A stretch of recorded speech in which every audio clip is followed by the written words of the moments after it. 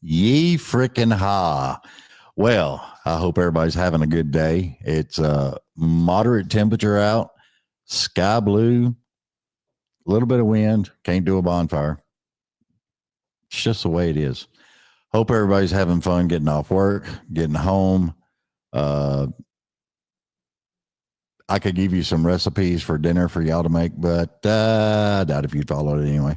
Uh, it's one of these days.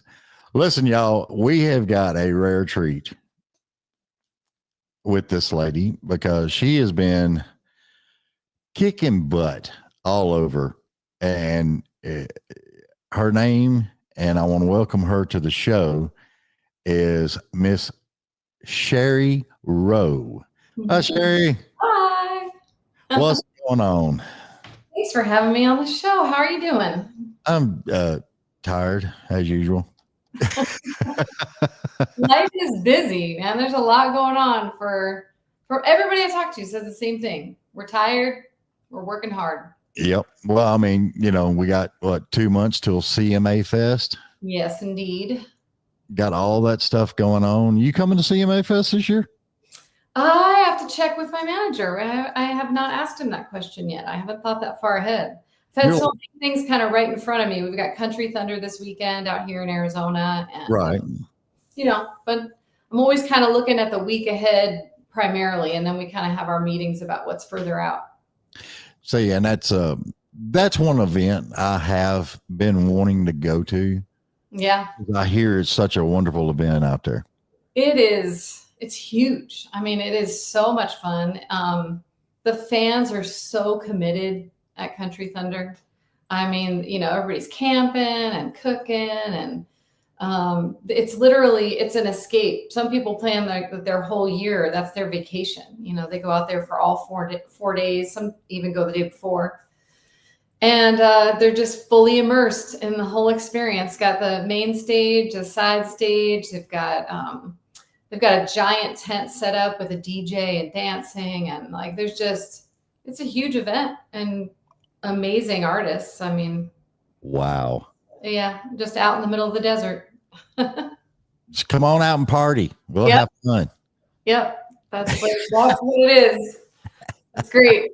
I really wished they would do something like that around here. I'm surprised there isn't something like that. Well, that's what I've said for years, because, you've got all these really big country events that are happening all over the nation. Mm-hmm. Yeah. Not here. Yeah. I don't know. It's interesting. I mean, I know Country Thunder is in a few different locations. Yeah. Canada, Wisconsin, here. I can't think of where the others are, but. Yeah. And then a buddy of mine, he does that Freedom Jam out there in Missouri. Oh. So, yeah. I mean, festivals are a great vibe, Yeah. He said to tell you hi, by the way. Oh, hi.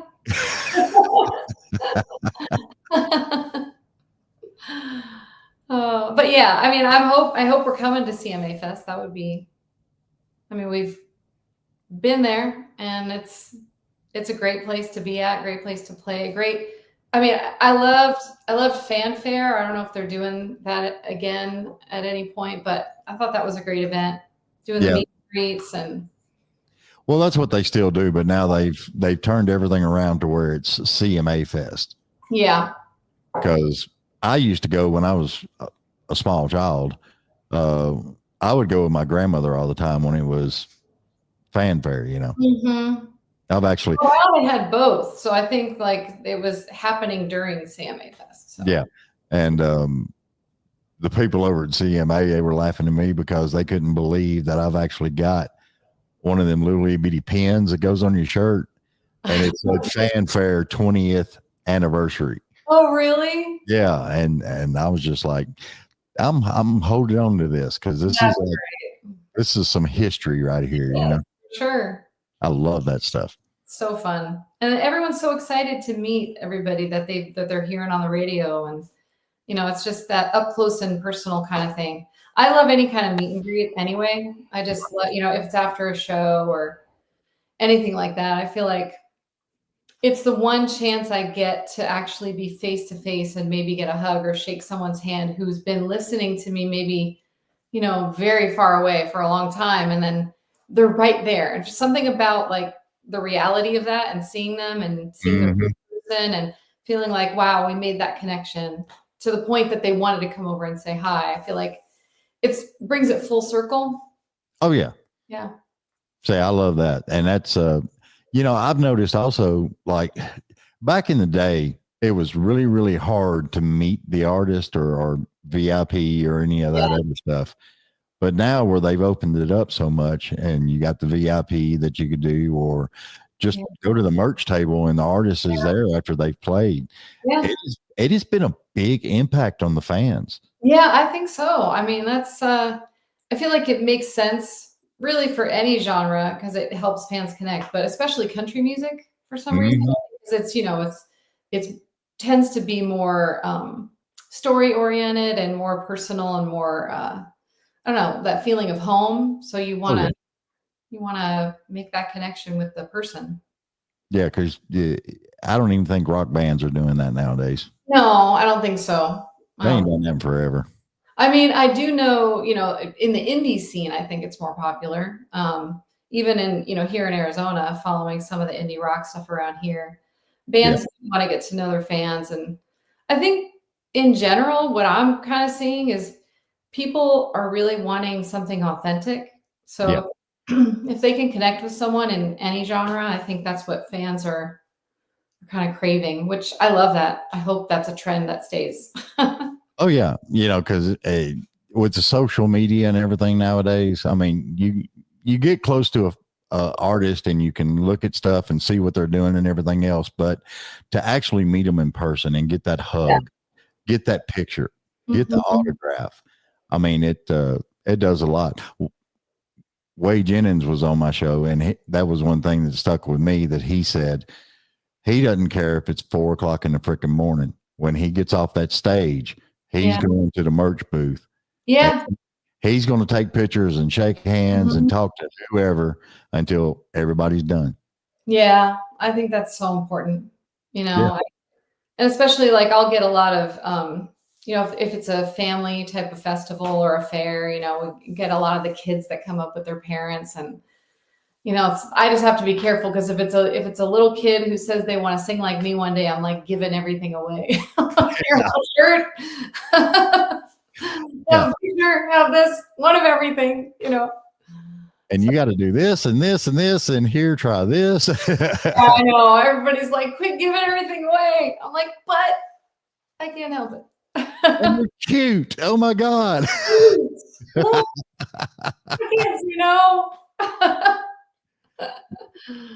Look, I can't, but especially when there's kids, if, we're able to post pictures together, I have a hashtag, little fans are the best fans. Cause, these kids look up to you and it's like, I don't know. I just think that's extra special when it's a young person, and I've had the chance to meet even some teenagers and young people who I've stayed connected with on social media, and Right. what's happening in their lives, and you have this opportunity, and if a song connects with somebody and you open your heart to them, and you're a little bit accessible, it's amazing how many young people out there are really looking for someone to connect with and even ask advice from. I've had that too, and Yeah.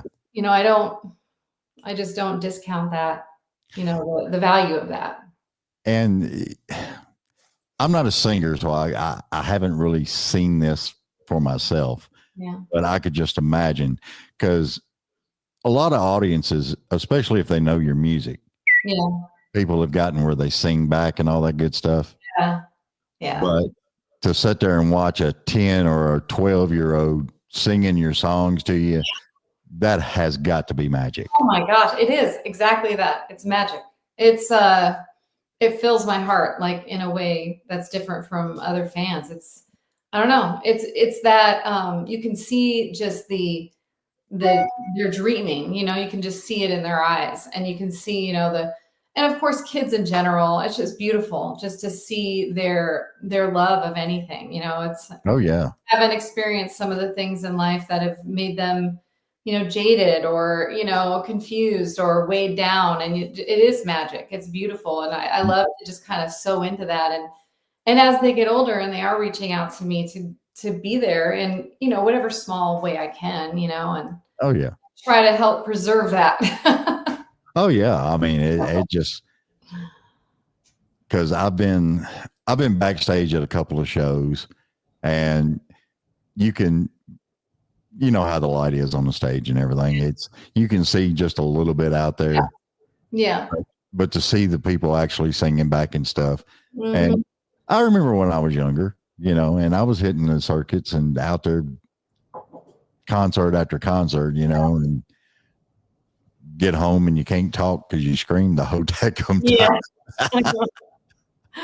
I know. I've been to a few shows lately. Well, we went to Casey Musgraves not that long ago here in Arizona, and Nickel Creek opened up, and I love Nickel Creek. I love Casey, but I was so excited that Nickel Creek was with her, and everybody around me, like we went with a group, and I'm like, I can't like scream, sing along and everything. I have a show tomorrow. Like I can't blow out my voice, but I was totally in fan mode. And so I'm like, you're going to have to cheer on my behalf. So yeah, that's I have to watch out because I got certain people that I admire and all that stuff and how they do.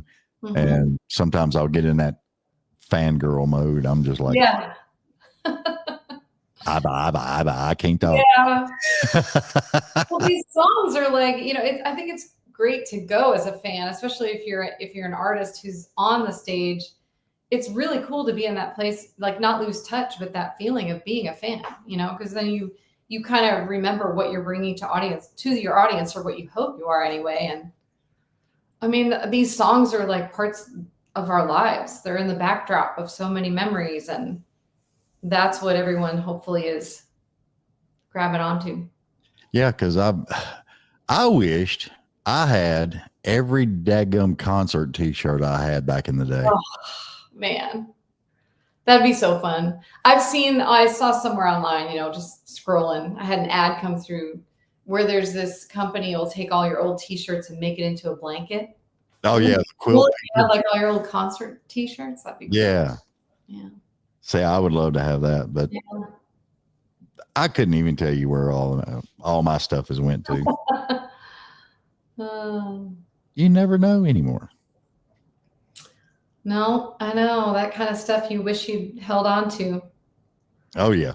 I'm not really a pack rat. Like I'm pretty organized, but I do have several boxes of things that I know one day I'm going to look back on, and be glad that I held on to.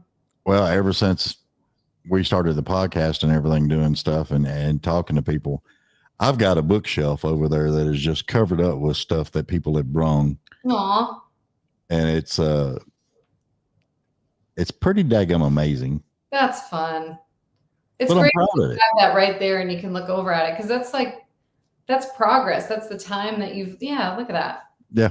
Like those are the people who, like, you've spent your time, you've invested in their careers and helped them, and like you're doing right now. Like I know, because I also co-host a radio show, so I know like there's a lot of work that goes into all of this. So I appreciate it. Oh yeah, it's crazy. Yeah. Somebody asked me last week, I believe it was, they were asking me about my podcast and basically said, well, do you just do the laptop and a microphone? And I'm like, dude, I've got a radio station. I've got a TV station. Yeah. People just don't know, I mean, if they don't know, they don't know. There's a lot of work that goes into all of it. Caitlin's giving me a daggum whiteboard over there.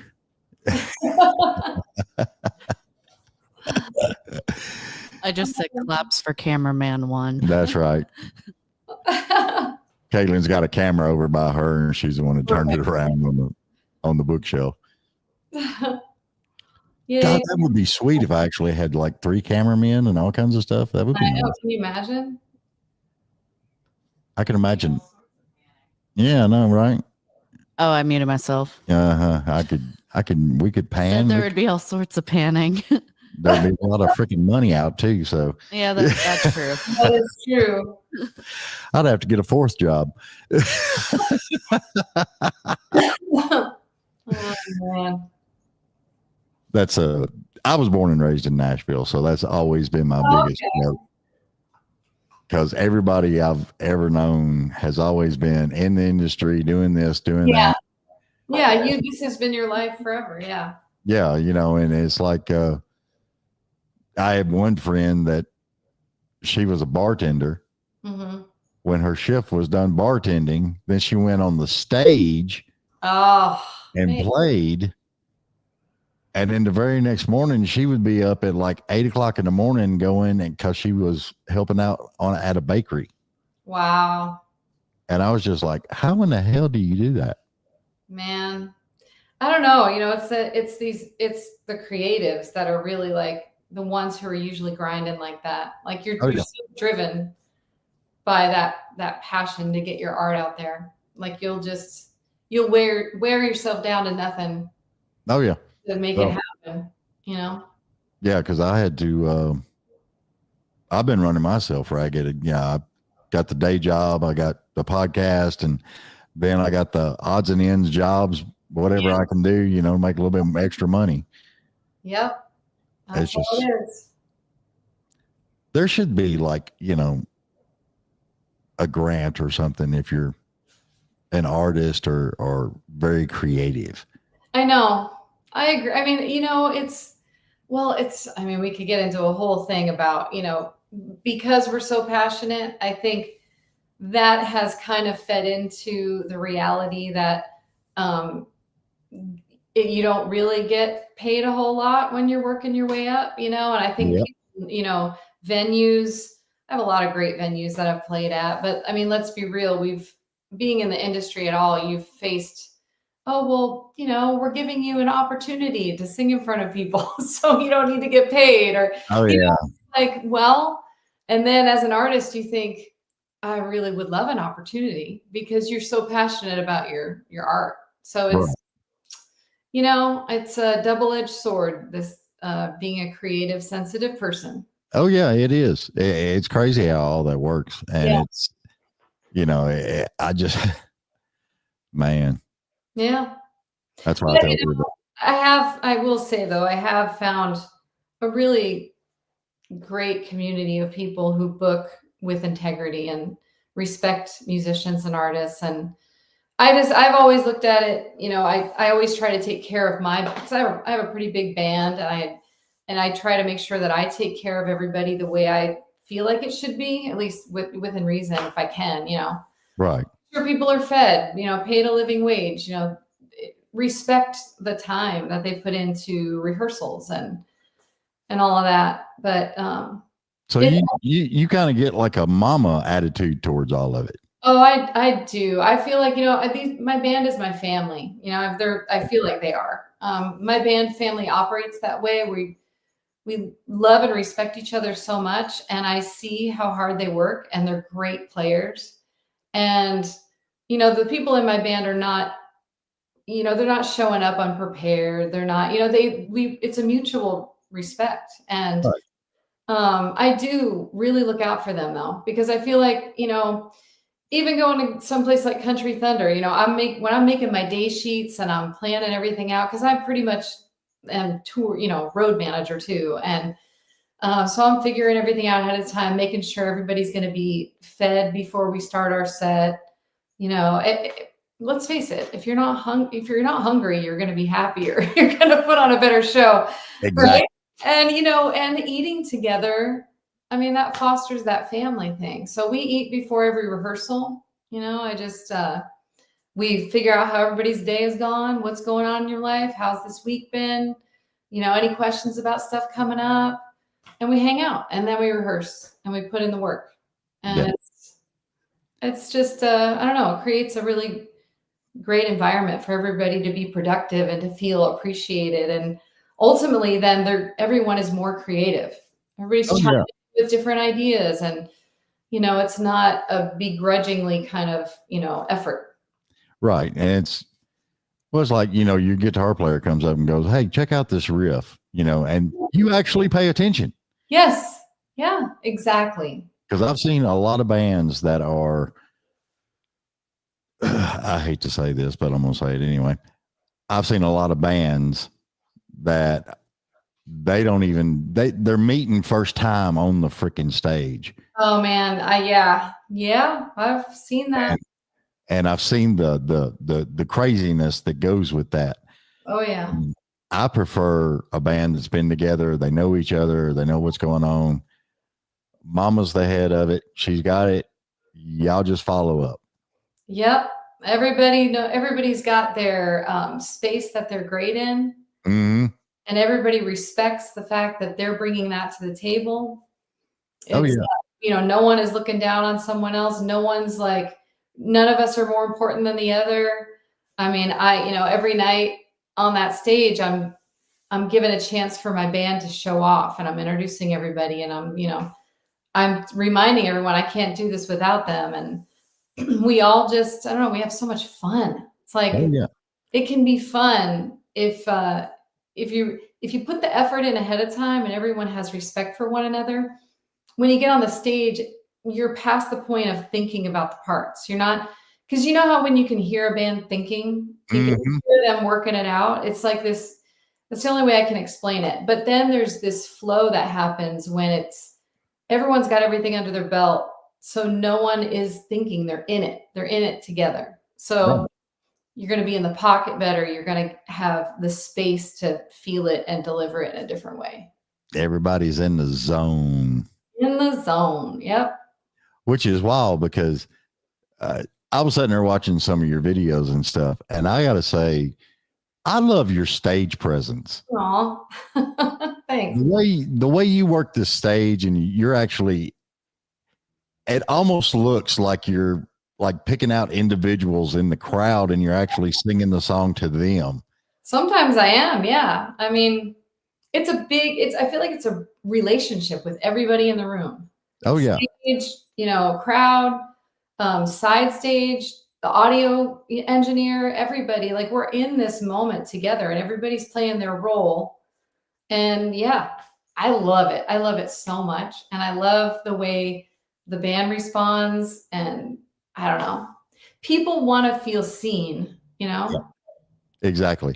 And Pamela Arnell just said, "I wish everyone was like that. More should be respectful. Kudos to you." Aw, thank you, Pamela. That's something that I've noticed throughout the years with different artists and everything else. You can see which ones, like the whole band's totally in the zone. They've been together, and you can tell the difference between I just got hired to play guitar for this gig. Yeah, right. And, we've been in a pinch at times over the years, something happens and we need to have somebody fill in. And we try to have a few different players in rotation who already know the material, so that when they do jump in, it's not just out of the clear blue. But even if somebody is really brand new, we try to pick the people who are going to put in the work at home, and show up prepared, because I mean, there are always one-offs where you can't have everybody that you're used to having. But yeah, I think it really comes down to the musician showing up on the job. Yeah. They show up prepared. It's like, going back to the respect thing, like show up ready, know what you're doing. Oh yeah. And say, I like that whole aspect a whole lot better. Yeah. Makes it fun. Are you staring at me? What are you doing? Well, no, I just love when people are just talking amongst each other in the comments. Oh, okay. They all say hi to each other. Yeah, it's that's cute. Got a little community going down there. It's weird. I'm telling you, it's fun though. That is fun. You sat there and read. Hey, how are you doing? I'm like, what? What are you having for dinner? Oh, I'm coming over. Pamela Arnell asked, what is your favorite song and why? I'm assuming favorite song to play.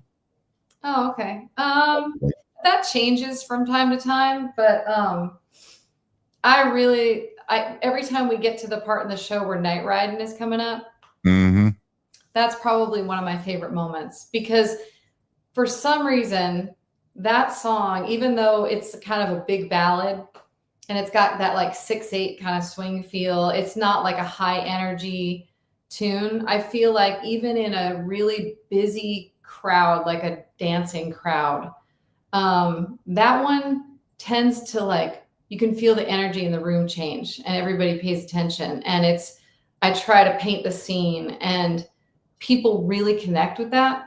So I kind of feel like the whole moment changes, and that's one of my favorites pretty much on a regular basis. But that's awesome. Cause I know a lot of artists, they've all got 1 to 5 songs that they can't wait to play. Yeah. They love playing that song, and you can always tell. Yeah. And I love that. Of course, well, I can tell. I don't know if other people can tell, but I can tell. Yeah. You can tell when someone's really in it, Oh yeah. Well, that's like that's like your video I watched, Moonshine. I was like, damn. That was so fun. Oh my gosh. I mean, you had to get up the whole 9 yards. And Oh man, that was so fun. Yeah, I forget. There were a lot of like props in that video that had been either owned by someone famous. Like one of the fur things that was around my neck was owned by June Carter Cash. Yeah. And the car, I can't remember what movie it was right now, but the car was from a famous scene in a movie, and everybody was having so much fun dressed up like that. And it was just, it was a blast. Yeah.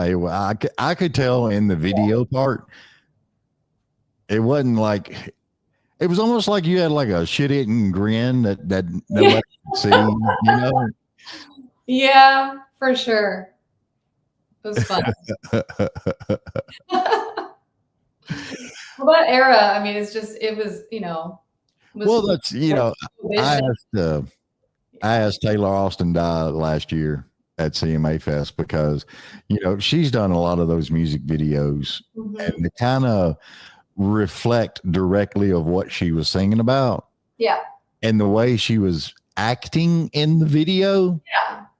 Put me in mind of you a lot, because it was like, are you sure you're not trying to act on the side or something? Because well, I mean, come on, like we're used to being on stage, and that is definitely a performance, right?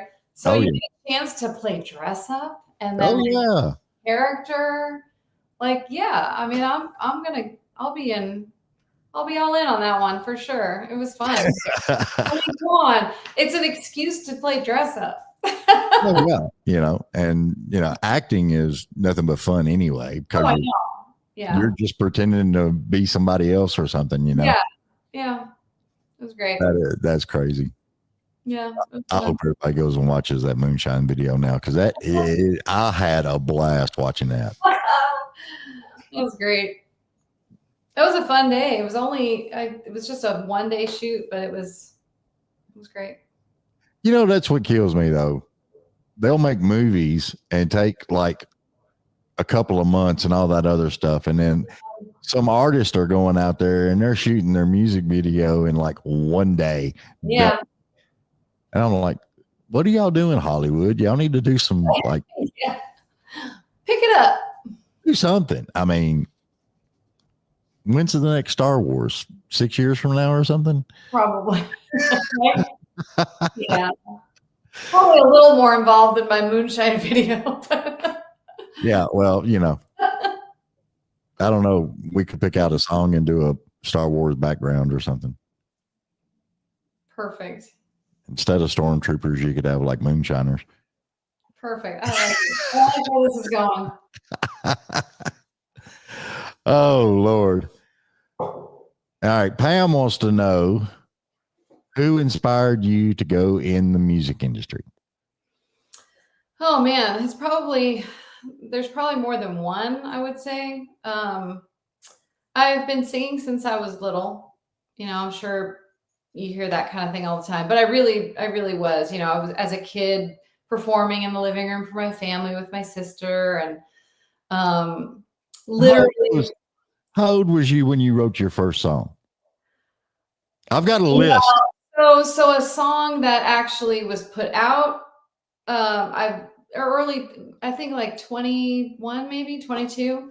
But when I was growing up, I was writing songs all the time that nobody heard other than my family. I mean, I'd come out of my room at like 12 years old and say, "Hey, Mom, I wrote a song about my room." Just like, Well, see, you're right in there with a lot of others that I've talked to, because it ranges from 9 years old to 12 years old. Yeah.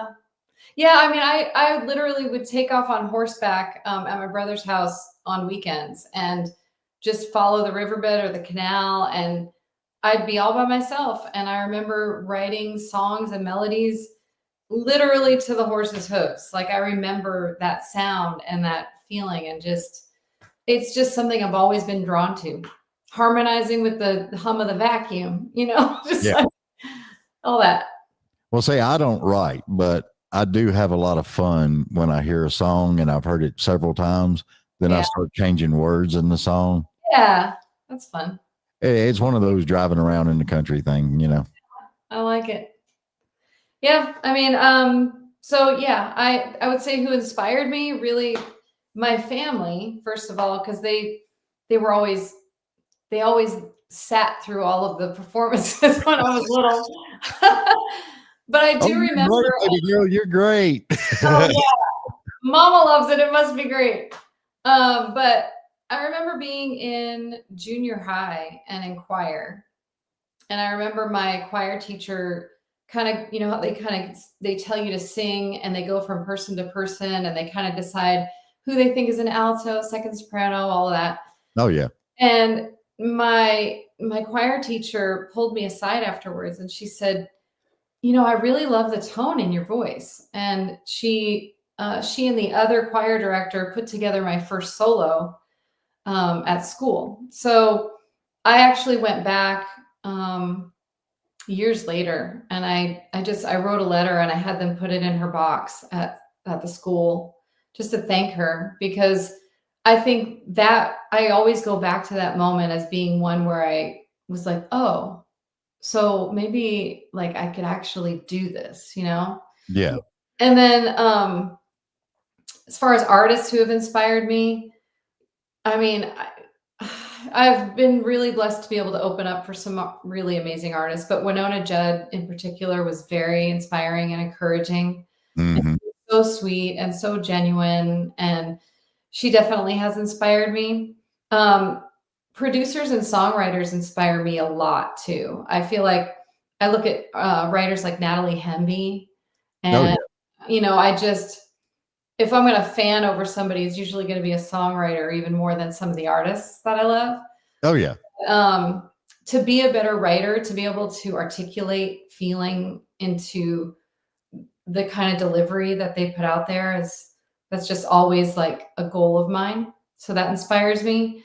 And then I had one of my first producers who asked me, "Do you write?" And I said, "Oh, well, I have this thing here and this thing there, and I don't know if I'd call myself a songwriter." And he took a couple pieces that I had written, and he came back the next week, and he had kind of just put it into the formula of a song, and he just played piano with it. And he literally had tears in his eyes, and he said, "You're a songwriter." And he just helped me understand the process. And that inspired me greatly. That was a huge moment for me. Oh, I could imagine. Yeah. Because it's, and I tell everybody all the time, because one thing you touched on was in choir. Mm-hmm. And I remember when I was younger, Dad was in the choir at the church. Yeah. Well, my voice went deep. His was actually deeper than mine. Uh-huh. And we had the bass section totally covered. Wow. And I had fun with that. And it helped out so much. Yeah. And I tell people all the time, look, church choir at school, any of that. If your kid's interested, by God, pat them on the back and say, come on. Oh yeah, for sure. Because it's not only about the music, it's about what happens when those voices come together, and learning how to work together from a musical standpoint, learning how to blend, understanding harmony, understanding dynamic, the swells and all of that I learned in choir has absolutely affected, the way I deliver a song today. Yeah. So what's your favorite harmony song? Ooh, gosh. I got to throw you a curve every now and then. Little Big Town always comes to mind when I think of harmony. I love Nickel Creek. I love, those bluegrass harmonies. Alison Krauss and Union Station. I love all that. But I think of like Bring It On Home from Little Big Town. Yeah. Oh, just, or gosh, even like Diamond Rio, Meet in the Middle, it's like just, I love the swells and the tensiony harmonies and. Oh yeah. See, my favorite has always been, and it's weird, but I'm going to say it anyway. Seven Bridges Road. Oh, of course. Oh, that has always been my very top. Here. Yeah. Just, all those guys, the way they just came together and did that song, it was just, it blew me away. Honestly, classic rock in general, because I grew up listening to a lot of that. My brother is almost 20 years older than me, and I was always hearing the Eagles and hearing, that harmony from classic rock, which really kind of, leaned into country, really, in a lot of ways in the feel and delivery. But yeah, that harmony was, I grew up trying to emulate all that. Yeah. Yeah, because it's I don't know. It's just, I think for some people, it's a little bit different of how the connection with music is. Because I've told people before, music has always been in the human species.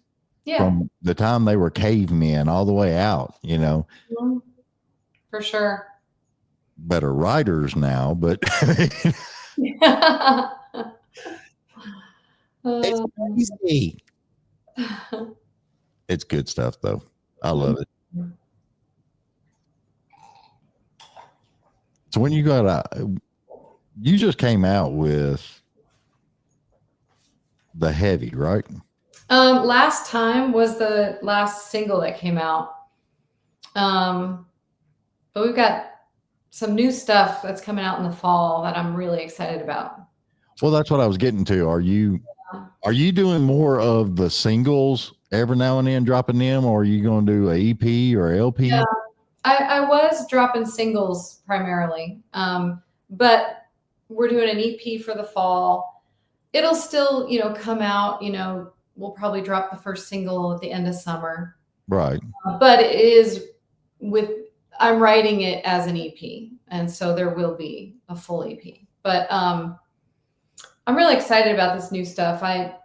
We were talking off camera before we started about how, life has its ups and downs, and I've had a lot of those lately, and that's definitely inspired the writing. So I'll have some lighthearted stuff because I love that. I love the songs where you can roll the windows down and just drive and not think too much. But I also really love the heart stuff, and I've been really exploring how to be more vulnerable in my lyrics and really let some of the deeper feelings come out. And I co-wrote a project with my good friend and collaborator. He's actually a fiddle player in my band, Stephen Bowman. And he came to me about a year ago and asked me to co-write this project with him and co-produce it. And he just released the last single off of all of those. And they're all about houses. It was inspired by each of the homes he grew up in. Right. And the phase he was at, in life. And, each song is named by the name of the street that the house was on. And Wow. in some of the songs, the house is speaking to him, you know, because it was a source of comfort in his life at that time. And in some of the houses or some of the songs, he's speaking to the house because he was feeling, you know, really angsty, and he was, you know, becoming a teenager, and he was trying to figure out who he was in the world. And in some of the songs, he was feeling very nostalgic because he spent a lot of Christmases there, you know, with his grandparents. Or so we had this whole theme, and it really showed me, because I hadn't ever really been fully invested in writing for someone else for an entire project like that. Right. And I realized that I could be more vulnerable when I was writing for someone else and helping them articulate what they wanted to say. And it kind of showed me where I had walls up for myself. So with that in mind, moving into this project, I was like, I need to kind of have that headspace that I had writing for someone else. What would I say if I were, you know, not afraid of like letting my feelings show? So some of those songs will be on here. I wrote a song about my dad that I had been working on for a while. And he passed almost 20 years ago. And I had said to Bowman, you know, this song has just been like, I have it, but I just can't finish it because nothing seems adequate. I feel like none of the words are measuring up to how I feel. And he said, you just need to remember, this isn't the only song you're going to write about your dad. You don't have to say everything. Right. So this is just a slice of, you know, of that story. And that freed me up to finish that. And that's a powerful one. It's called The Woods. And it's really a story about relationships. And my dad and I went through a lot. He had a really troubled life, and therefore we did, you know, growing up. Mm-hmm. But we came full circle, and our relationship was beautiful when he left this earth. And we lived in the city, but we always went up to the woods to camp, to fish. And when we were up on that mountain, we were better people.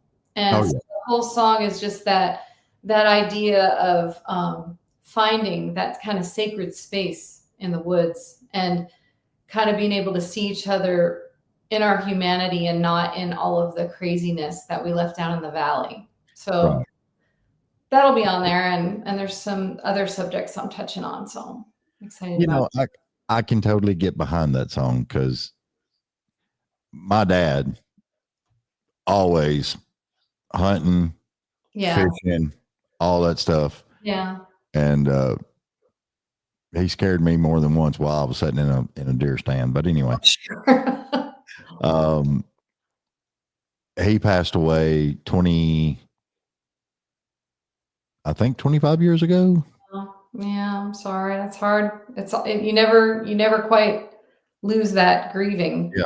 Well, I mean, but the thing that holds true with me though is it was a hunting accident and he was in the woods. Oh, wow. And that's what he loved, the woods. Oh. He'd come in, he'd go to work, do everything he was supposed to do.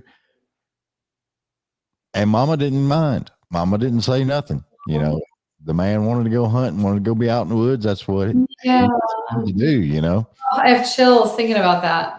I mean, it's you couldn't think of, it's going to sound weird when I say this, but anyway, if you was going to die, I believe you'd want to die happy.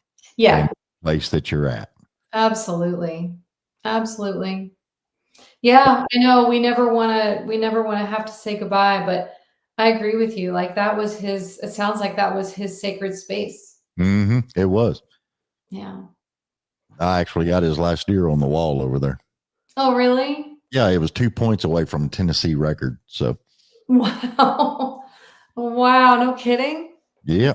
And it's, I think it's the only one I kept, but you know, it was, the man could make some damn deer jerky that would melt in your mouth. I bet. Ugh. That's so great.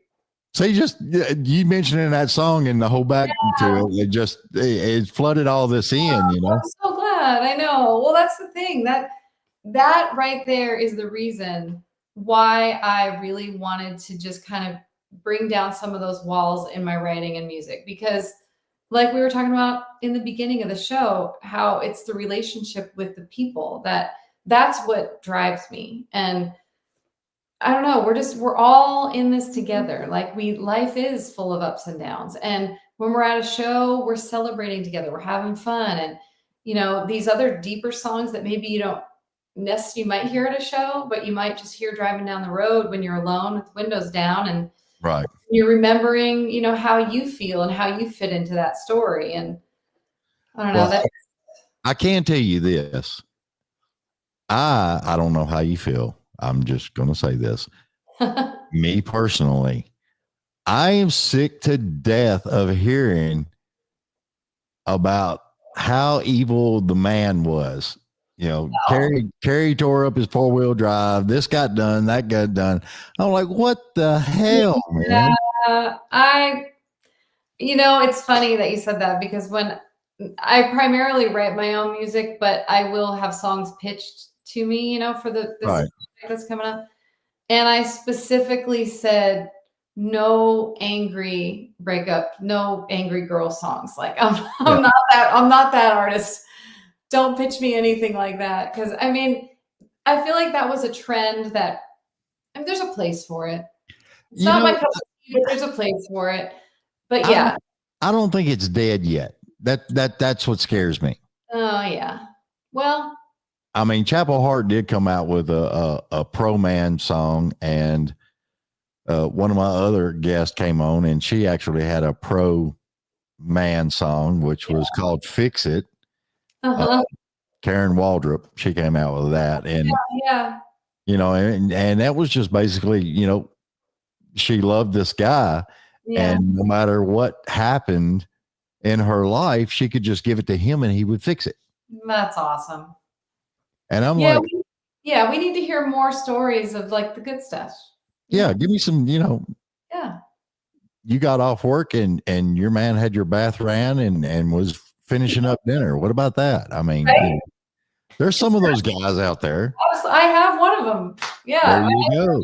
My husband plays bass in the band, so we do all this together. And he's awesome. Kevin is like, he's that guy. He's always taking care of me, and we take care of each other. And we're a team. Say, that's what I think a lot of people are missing. Yeah. The whole team atmosphere. Yes. Yeah. Yeah. I know. It's not even that each person has to give 50%. It's everyone giving 100%. Yeah. Just looking out for each other. Well, a buddy of mine, he said, a marriage is like 250% becoming 100%. And I said, no, it's not. It's 200%ers going all out, balls to the wall, and loving each other and having fun. Absolutely. Yep. Because I wished I could find one of them women that would like have a Nerf war fight with me or something, Right. Real people. And I think a lot of it is perspective too, and appreciating the little stuff. Oh yeah. Sometimes we get caught up in what we want it to be, or what, we have goals, which are great, but sometimes we can lose sight of what's right here and now.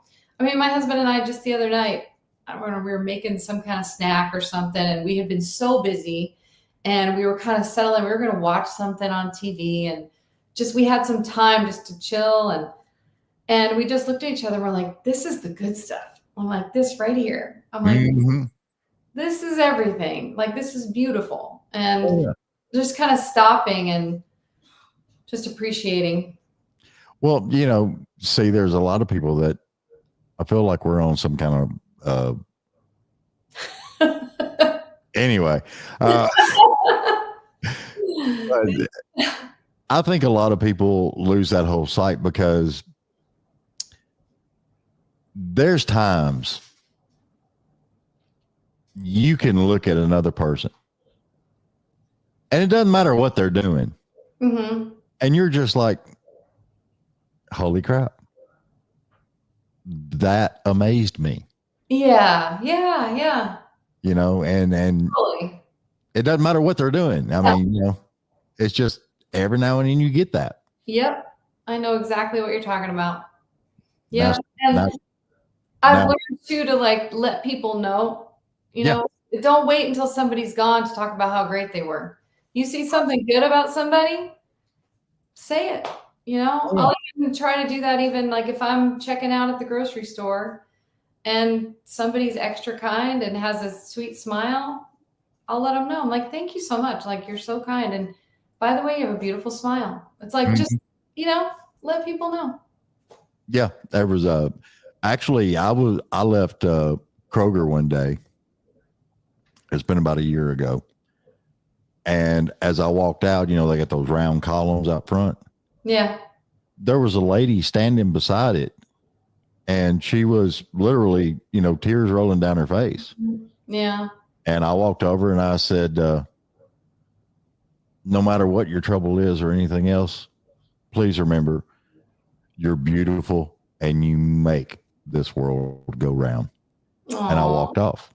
Oh, And I hope just for that instant, maybe it helped her a little bit or something. oh yeah. Absolutely. Hopefully.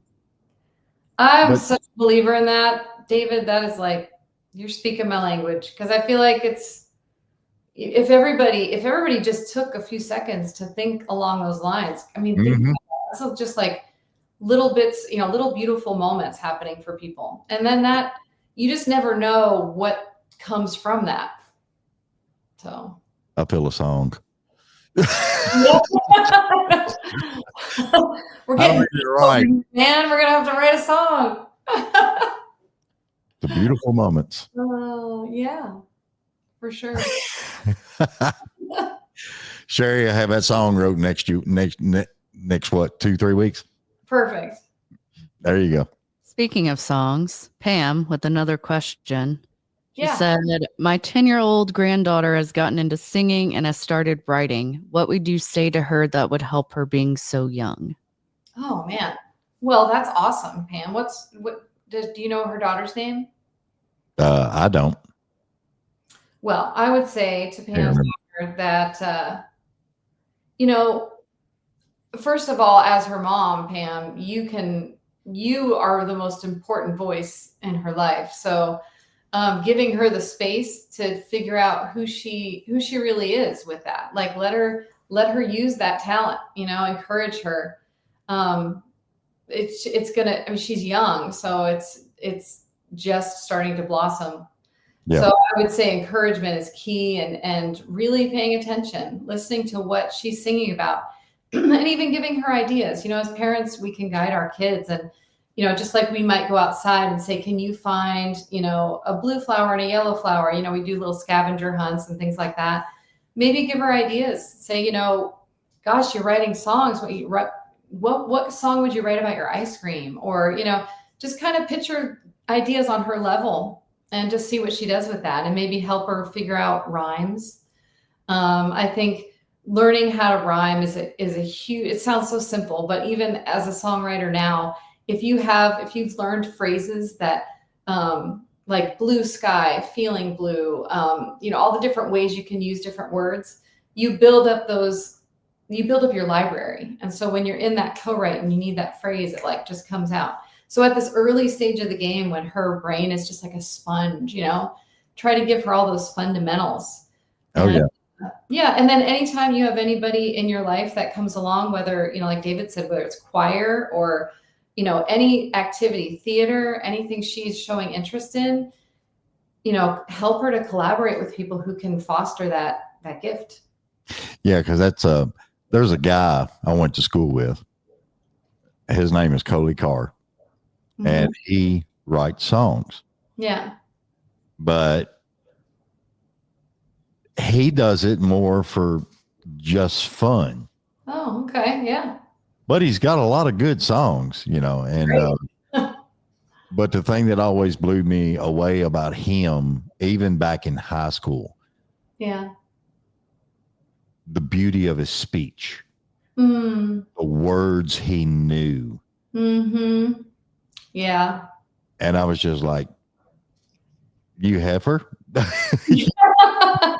I mean, it's just, I could send him something 15 minutes later, it's coming back to me, Yeah. elegantly wrote out. Oh, right. And I'm just like, I love you, but I hate you. Right. I'm a lover of words for sure. So I understand what you're saying. Yeah. It's like anytime you can build up your vocabulary, find different ways to describe things. That's something else you could do with your daughter too, Pam. Just maybe look at something together and think of all the different ways you could describe it and kind of bring out that poet in her. Yeah. And it's her granddaughter. My bad. I'm sorry. Oh, her granddaughter. Okay. Yeah. And it's her name is Pam's granddaughter, and is that Ashton? Yeah, it's Ashton. Ashton. With Well, a Y. Ashton can hear this or watch this. Just keep going, Ashton. Yeah. You got a gift. You gotta use it, and she'll be happier for it. Yeah. You know, and that's the thing I hate the most, because being in Nashville, you see a lot of singer-songwriters come in. They've got these songs wrote, and things happen. You know what I'm talking about. Yeah. And those songs get put in the back of a closet somewhere. And it just kills me, because I'm like, I don't care if you hated the daggum song. Somebody else would love it. No, I know. My husband and I were just talking about this the other day.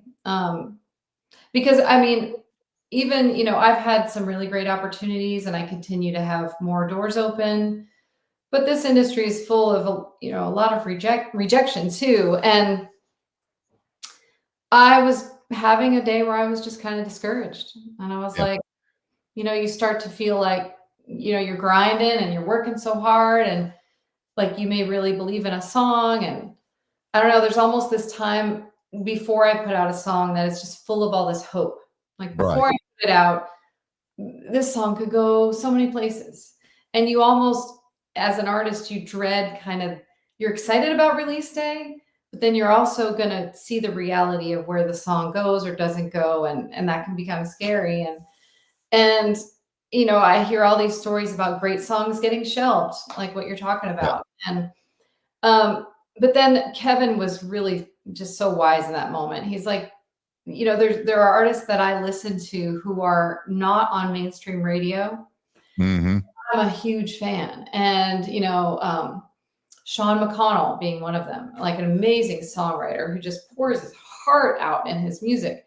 Yeah. And not everybody knows his name, but his fans do. And he has a large fan base. And he even though he's not a household name, he's reaching his audience. And so Kevin was like, don't worry about, this idea you have of who it should reach or how big it should get. Speak to the people you're meant to speak to, and they will hear it and they will follow. And I think that's really key, is understand, like carving out your space and knowing that there really is space for everybody. Oh yeah. I love that. That is a really good. Mm-hmm. I love that. Yay. Well, hon, we got to get off here. I need you back here in the studio. Me and you could sit and talk for 2 hours. I know. Next time I'm out there, we'll do it. Sounds good to me. Okay. Tell everybody where they can find you. Well, my name is spelled right there on the screen. It's a little different. So it's just sharirowe.com. That's the best place to kind of find links to everything. Mm-hmm. Or if you go to Shari Rowe on Instagram, there's a link in bio there that also has an easy way to click through. Can listen on any streaming platform, pretty much anywhere where you listen to music. Awesome. Love it. Mm-hmm. Well, we're going to get out of here. Thank you so much. Thank you, David. All right. We'll see y'all later.